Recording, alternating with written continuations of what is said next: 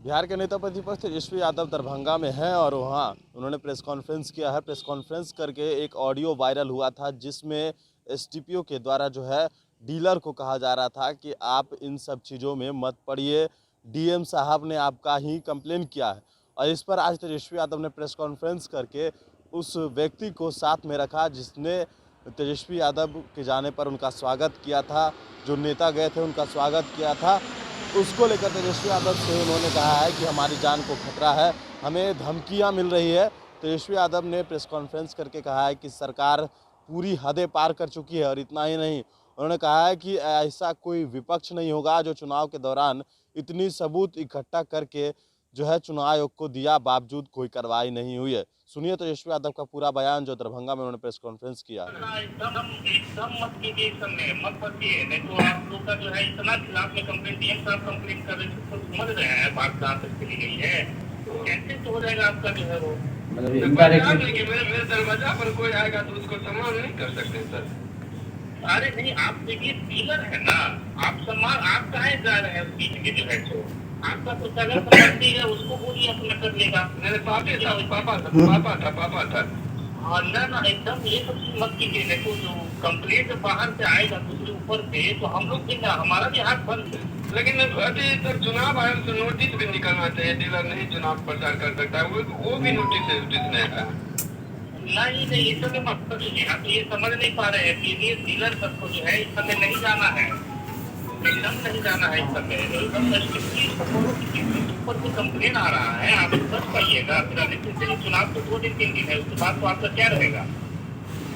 राम प्रचार नहीं किए हैं, सिर्फ तेजस्वी तरह ही दरवाजा पर, तो पापा उसको सम्मान किए थे, पापा उस पार्टी से बिलोंग करते हैं, तो उसी बीच में हम भी थे। अरे कुछ लोग हमको दबाव भी दे रहे हैं, तो वायरल हो रहा है तो उसके कारण बहुत दिक्कत हो जाता है ना, हम लोग आपको बता पाएंगे फिर,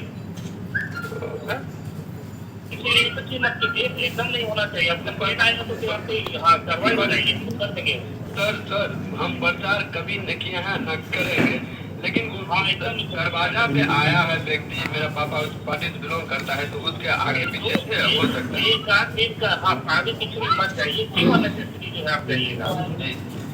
हाँ बताइए, अगर ऐसा रहता तो बाकी लोग भी करता, नहीं कीजिए सब। और अध्यक्ष जानते नहीं आप इस पार्टी के साथ घूम रहे उसके विरोधी वाले तुरंत फोटो खींच नहीं, षड्यंत्र रच रहा है, साजिश रच रहा है, लॉजिक इतना पूरी मंत्रिमंडल को बैठा दिया गया, एक एक चीज देखा जा रहा है। भाई आप बताइए, डीएसपी साहब का विधानसभा में प्रश्न हुआ, 1 महीने पहले चुनाव के उनका ट्रांसफर हो जाता है, चुनाव घोषणा होती है, फिर डीएसपी साहब को जो वापस बुला लिया जाता है आईजी कार्यालय, और तिलकेश्वर और एक और पंचायत की 25 बूथ की जिम्मेदारी दे दी जाती है।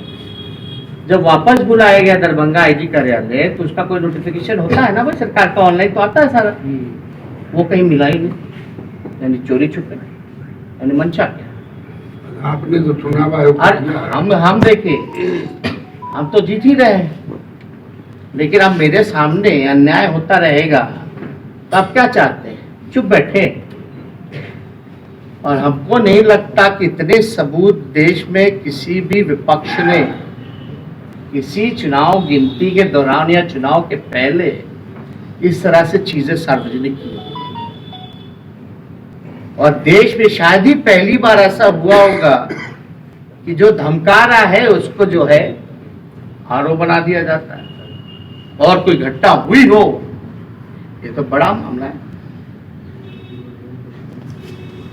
और आदेश भी देखिए निकाला गया कब, लेट इन दी इवनिंग, हम लोगों को कॉपी भी नहीं सर्व किया जा रहा, हम लोग लगातार प्रयास में थे कि भाई कॉपी जो है वो कम से कम सर्व हो जाए। लेकिन मेरा एक सवाल है कि चूंकि आपकी शिकायत पर एक अधिकारी पर कार्रवाई भी हुई, तब आप चुनाव आयोग के काम से संतुष्ट भी हुए, ये भी जो फैसला है ये भी तो निर्वाचन अधिकारी ने किया, तो फिर आपको क्यों लगता है कि ये सरकार के इशारे पर हुआ, जबकि आपके ही एक शिकायत पर कार्रवाई पहले हो चुकी है। सरकारी कर्मचारी जो जिला के हैं, जिला का जो डीएम होता है वही जिला पदाधिकारी होता है।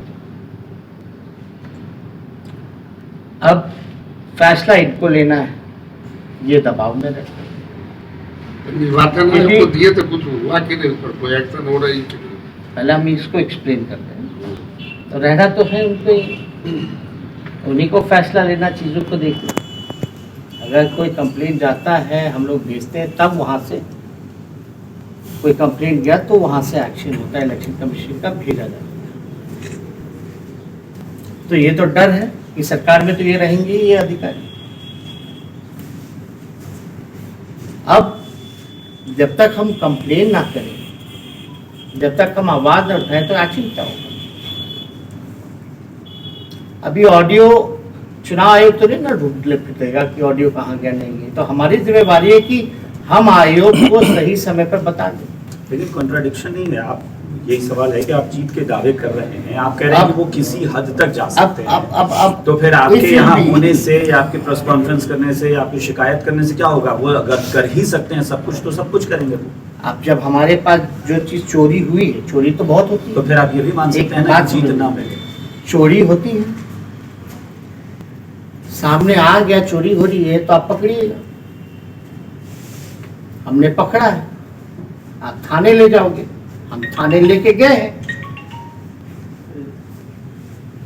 अरे मर्डर का भी कानून है, लेकिन मर्डर तो होता ही है ना। तो ये कोई लॉजिक नहीं है। हमने चोरी पकड़ी, हम थाने लेके गए, जो कि इलेक्शन कमीशन है इंडिया का या स्टेट का। हमने विथ एविडेंस जो है सबूत दे दिया है। हमारे हाथ में तो है नहीं कार्रवाई। और ये सवाल जो आप हमसे पूछे, ये बेहतर तो इलेक्शन कमीशन से पूछे।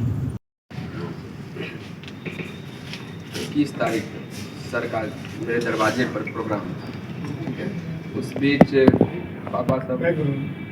पापा सब सम्मानित कर रहे थे, उस बीच हम भी थे, और जो सच्चाई उस बीच हम भी थे। और उसके बाद 29 तारीख के